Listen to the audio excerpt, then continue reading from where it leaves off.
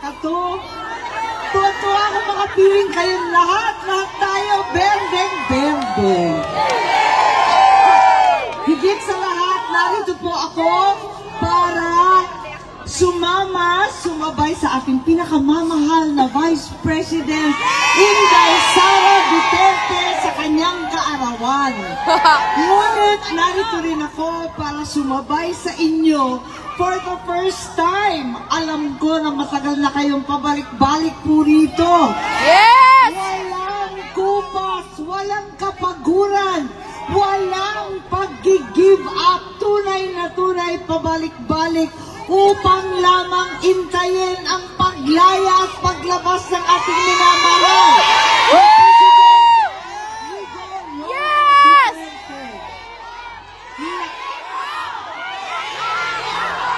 Bring him home! Bring him home! Ng ating Vice Presidente Inday.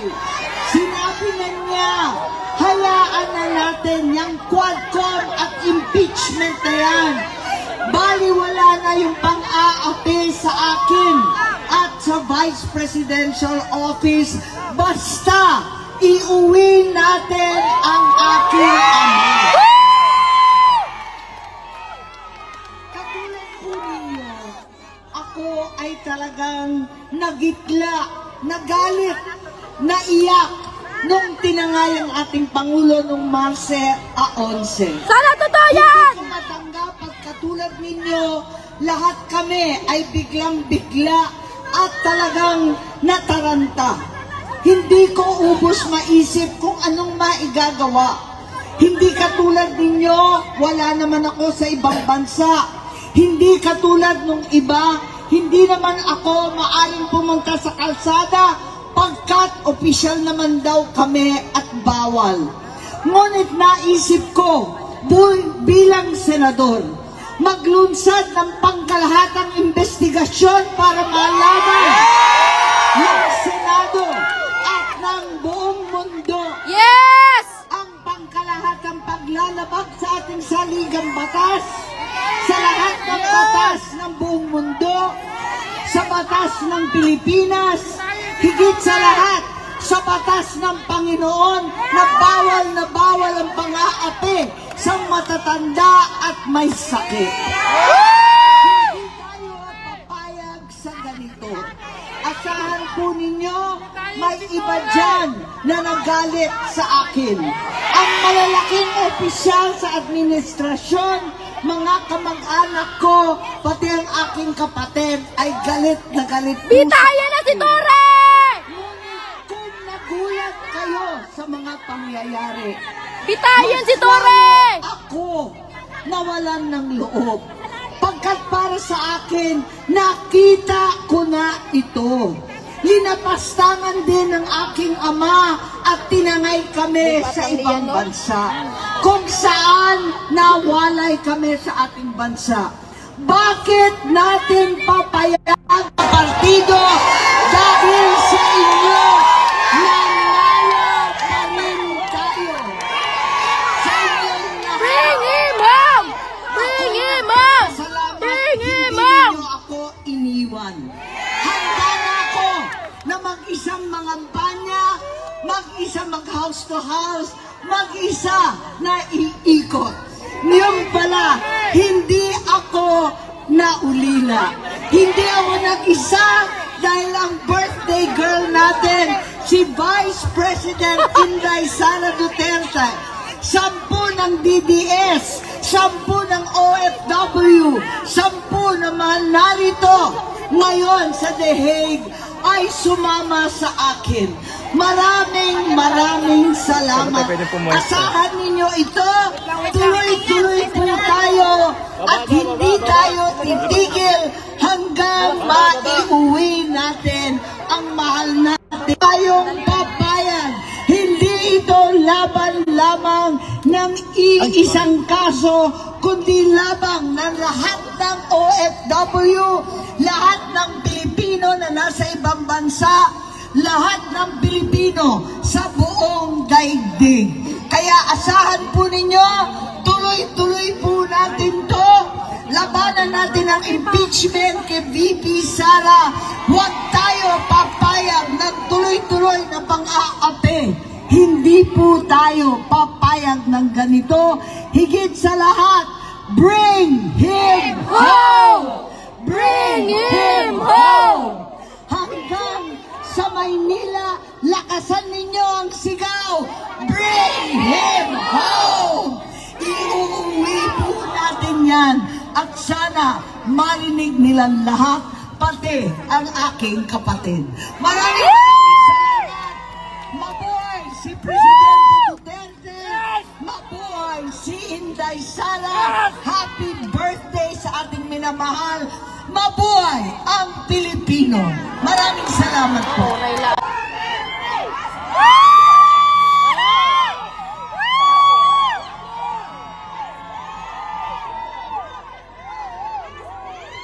Magandang araw sa inyo lahat.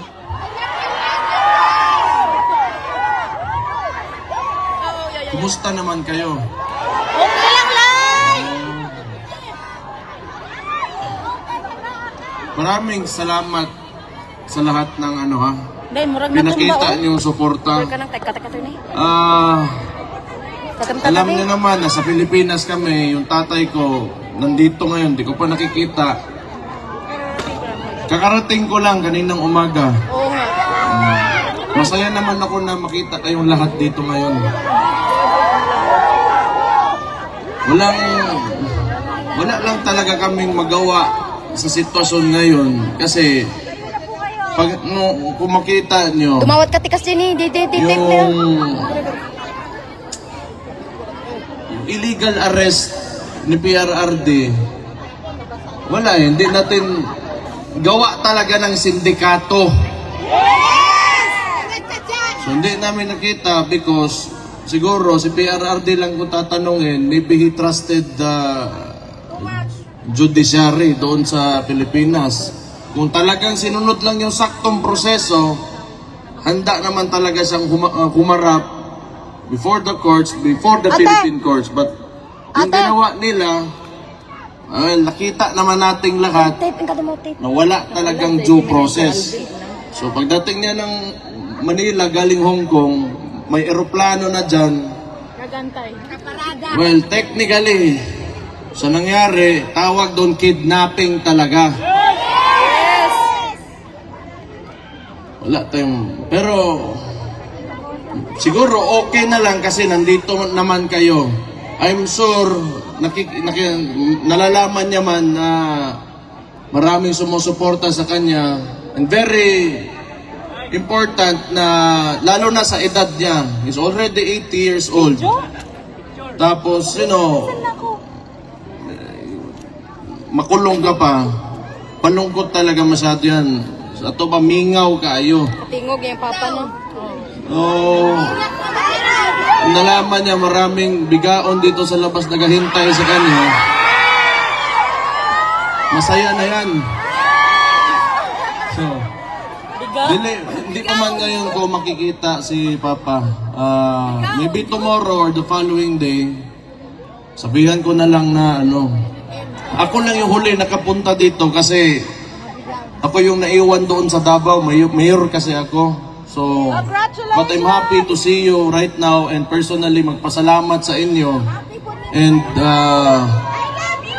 tayo naman lahat dito OFW, lalong-lalo na yung birthday din ni PRRD, ni Papa, no? Buong mundo nag-demonstrate talaga natin yung support natin, hindi man lang talaga particularly sa tatay ko, pero sa anong klaseng gusto natin na Pilipinas na magkaroon tayo. At talagang sigurado ako, hindi yung paraan ng administrasyon ngayon. So makita natin, ngayon din, sa ilong eleksyon na nangyari, kung tingnan nyo sa Davao, wala kaming vote buying doon. Yes! For the longest time, talaga dito sa Davao, si Rodi Duterte, hindi niya sinanay ang mga taga Davao pagdating sa vote buying.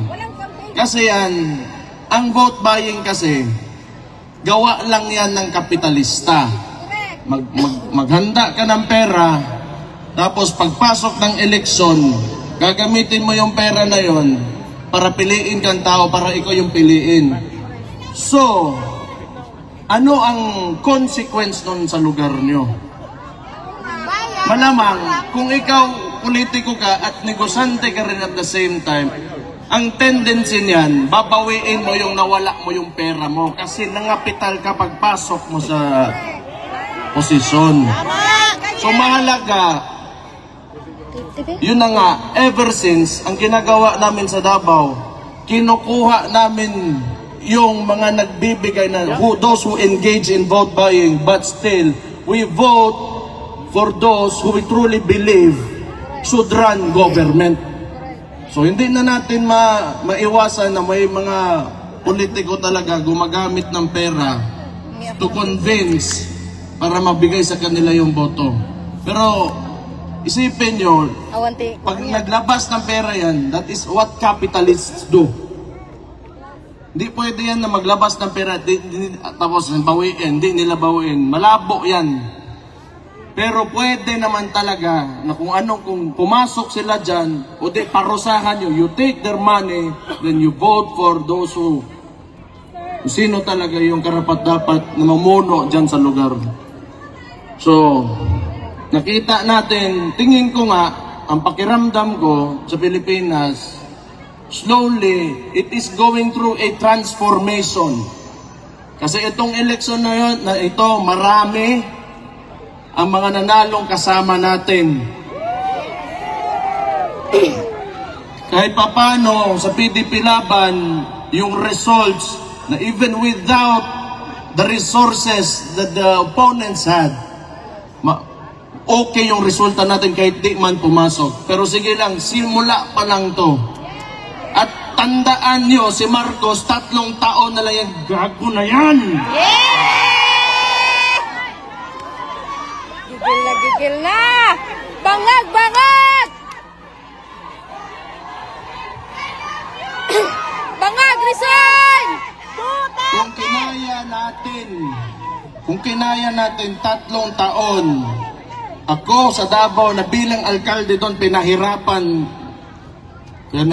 nila ako, wala. Bakit ako malakas? Bakit ang Davao City andyan pa rin ngayon? Bakit si VP, yung kapatid ko, hindi tumitigil? Kasi alam namin na kayo mga Pilipino, kayo mga OFW dito, nasa likod namin lagi.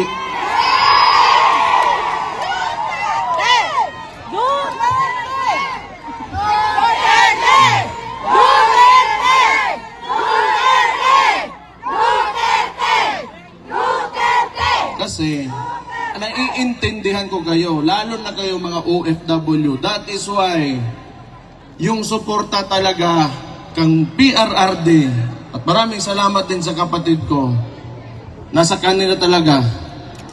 Kasi may point of comparison kayo because you are living outside of the Philippines and lalo na dito sa Netherlands, dito mga Scandinavian welfare states, pati yan Germany.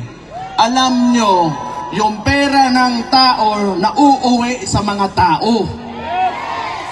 Pag yung pera natin, yung buwis natin binabayad dyan sa Pilipinas, ewan ko lang, putang ina ko nakabalik pa ba yan dyan sa putang ina. Hala. Grabe talaga tumagmuro eh. Hindi mo na alam saan napunta, nasa bulsa ng mga korap ng mga putang inang politiko yung yawa na sila tanan. Tatay niya.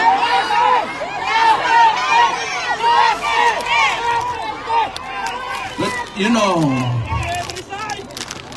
kung kayo naniniwala ng federalismo, ibang usapan yun. Sometimes kasi, you know why Marcos can really manipulate and have almost absolute power. It is because of our unitary system of government. Yung presidential system of government natin, it allows the president to have almost total control of all government. Kailangan kasi, yung maganda sa, kung palitan natin yung system of government natin, sabihin natin federalism, hindi lang income yung napupunta sa mga sarili-sarili nating probinsya, but the functions of government as well. So, decentralize yung Metro Manila ngayon and Malacanang, and the power will be devolved, and the functions and powers of the agencies will be devolved doon sa mga probinsya, sa mga local government units. So, I do not know kung mangyayari pa ba, pero that is one of the causes why Marcos can, kaya lang naman gusto nila yung unitary system of government, because power is centralized, and yung tatay kasi ni Marcos noon was a dictator, and you can have cronies. Yung mga ambisyoso masyado dyan sa gobyerno, na kahit mali, ginagawa, gusto niyan, gayahin nila noon, sa panahon ng Marcos Sr., may mga cronies si Marcos Sr., sila General Ver, sila Enrile, kaniadtong panahon. Yan ang gusto nila, yung mga Marbel, yan si Torre, mga Remulla. Kasi ang susunod dyan, they will attempt not to go down in government, and they will attempt another dictatorship. And along with that dictatorship comes the cronies.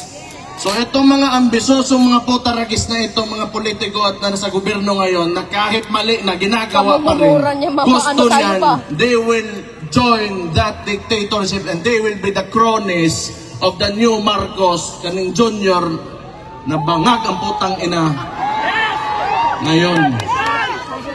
So kaya makita niyo why unusual talaga masyado ang movement ng mga tao na nasa gobyerno, na kahit mali nilalabag yung batas pero ginagawa pa rin. It's because not out of their jobs or functions in government, but it's out of selfishness. Pero hindi talaga, because ngayon, kahit tingnan nyo, ilang demonstrations na nangyari since yung gago na Marcos na yan. Nagsimula yan sa kapatid ko. Wala man talaga sana akong problema, pero ginatawag nila magnanakaw yung kapatid ko dahil lang sa confidential funds na yan eh. Pero ito yung sasabihin ko, ang tanong ko lang sana ba, just to, for the sake of argument, kung ang presidente merong billions in terms of confidential funds, tapos gusto nila impeach yung kapatid ko for 125 million pesos, in terms of amount, who is more impeachable? Ang billion or ang million? Yan, isa yan. But sa totoo lang, if you take a leadership position, lalo na executive, mayor ako, yung mga, lalo na, mayor, barangay captains, yung executive position, alam mo, kung you are really serious on implementing or renewing policy or amending laws, or if you want to make a change, it should start with you. Kung sinasabi sana nitong Marcos na ito na masama may confidential funds, then it should start with him, pababa, so that he will be the example that we will follow. And yet, you are sinisingle out mo yung isang tao. Ano ibig sabihin nun? It's because of politics. When you should be there, nandyan ka to lead the country and fix, what is broken, and continue what has already been done that is good for every peace-loving citizen in the Philippines. Pero anong ginagawa?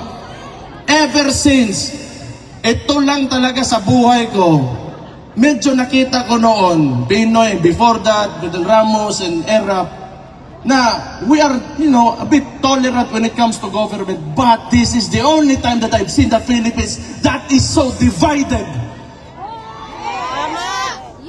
And how can you live with that kung nakadiha? Ikaw, Presidente, unya, you allow your people to suffer and even make lies. Hantod karon, imong tag-20 nga bugas, wagya po na niabot.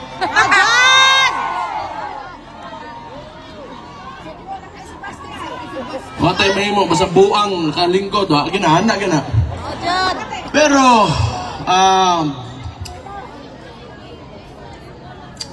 As I said earlier, tanaw na ako, you know, like everybody's really putting it out there ba, kana yung nararamdaman nyo, and now you really feel kung anong gusto nyong direksyon para sa bansa natin. That's good. I think you should continue doing this kasi we will do the same thing. I will do the same thing. It will be not for ourselves, but it will be for the future of our children, our grandchildren, and our country. So yun na mahalaga. Maybe someday, hindi na lalaki yung mga anak natin o yung mga apo natin, iba. Maybe they will be facing not the same problems na ito, lalo na itong malala talaga itong administrasyon na ito. Tingnan nyo, kahit kasama nila sa alyansa, nung pagpanalo ni Ping Lacson, what did they say? The 2025 budget is the most corrupt budget in Philippine history. Yes! Kahit kasama nila mismo, natapos lang sandali, sinabi na nila. Wala talagang... Sa totoo lang, hindi ko maintindihan why they can afford to do all of this. And at 2028, matatapos din ang termino ni Marcos eh. So anong gusto niya? Hindi ko talaga alam.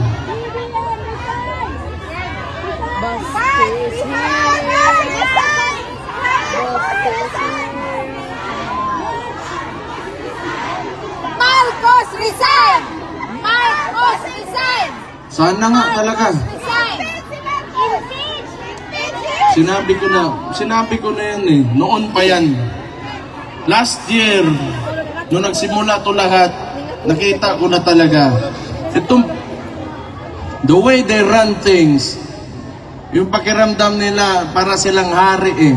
Everybody below them, wala na kayo. You are slaves. Kita nyo, Pilipinas ngayon. Sometimes, I don't even want to believe yung mga sinasabi sa akin ng mga kaibigan ko sa ibang lugar. Luckily for us at Davao City, we have been able to maintain the peace and order and you know the services na hinahatid ng government namin sa mga constituents namin. But it's really sad to hear, you know, other people who are disappointed with what's happening now in the country. But ito rin yung maganda rin. Maging contrast ito, if you truly believe in the governance of Rudy Duterte. May anak pa naman siya dyan, isa na yung kapatid kong babae.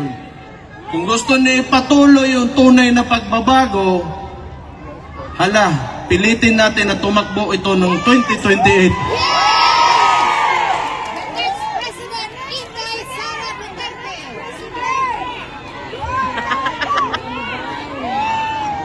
Ano tingin na 2028, Sara Duterte for President? Maganda na. Sabihin ko kayo at nagsabi ha, may baka suntukin ako niyan.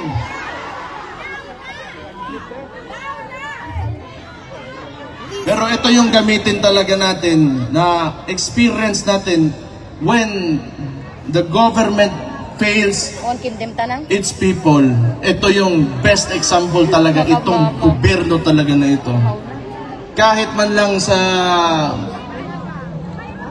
wala, puro kalokohan talaga.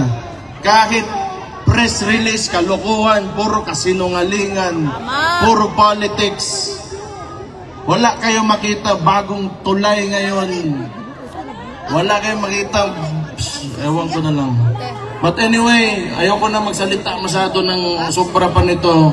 I'm just happy to be here, to see all of you, and sa mga lahat ng nakikinig na mga OFW na sa ibang bansa ngayon. Alam ko malakas talaga ang suporta ni Papa galing sa mga OFW natin. Salamat, kaayos niyong tanan. Sayaw muna, sayaw! Sayaw! Sayaw daw sa sir! Sayaw!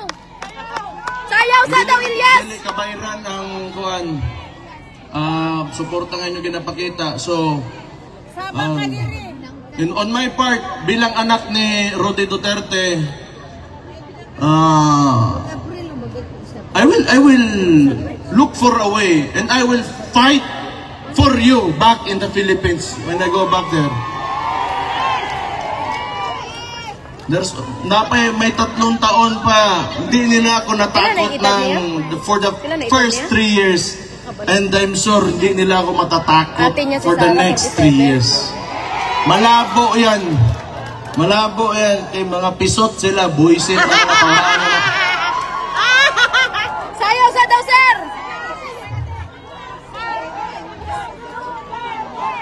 As long as we remain to be peaceful and God-fearing Filipino citizens, believe in the have aspirations for our country. Yes. Andun naman kami lahat, yung mga kababayan nyo, nandun, lumalaban talaga kami. Lahat naman tayo. Ang problema lang talaga sa Pilipinas, because of very centralized government, yung mga nasa taas, may mga posisyon, yung mga matagal na political dynasties, gusto ng ganun eh. Because they can maintain their power.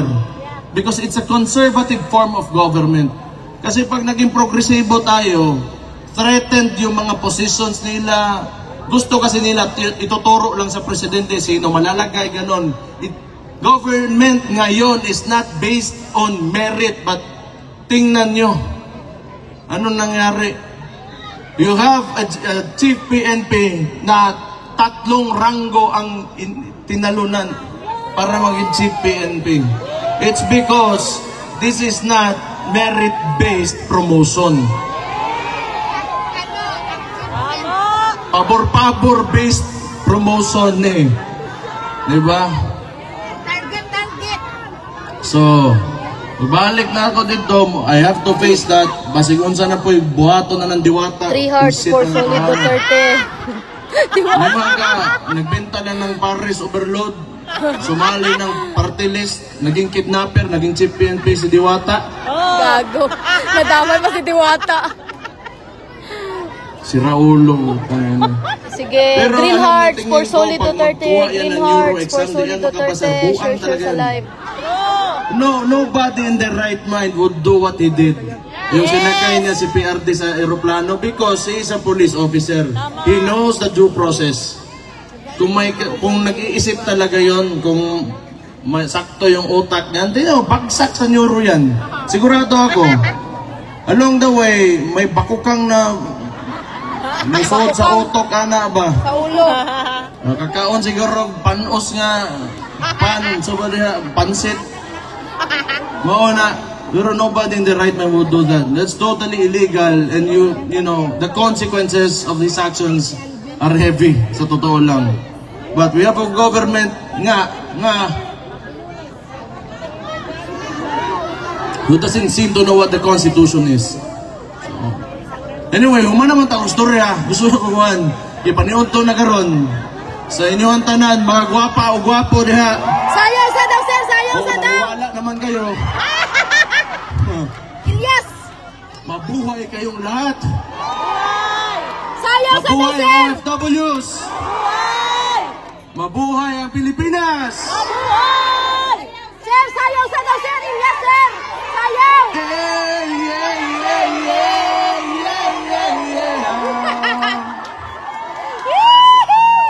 Mabuang amoy. Salamat kayo ha. It really means a lot sa family.